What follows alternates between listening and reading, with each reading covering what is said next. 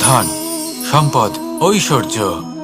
মানুষ হয় নিজের সৌভাগ্যের দ্বারা এগুলো লাভ করে থাকেন বা কর্মের দ্বারা। সৌভাগ্য আসলে কি? গ্রহের দশা, যা প্রত্যেক মুহূর্তে বদলাতে থাকে। কর্মের মাধ্যমে যখন আপনি ধন অর্জন করেন, তখন সেই ধন আপনার আগামী প্রজন্ম লাভ করে। সেটা হয় সে ভোগ করে বা তার জন্য তার ভোগান্তি হয়। আর এটা নির্ভর করছে আপনার কর্মের ওপরে। কি কর্ম করেছেন আপনি সেই ধনকে লাভ করার জন্য।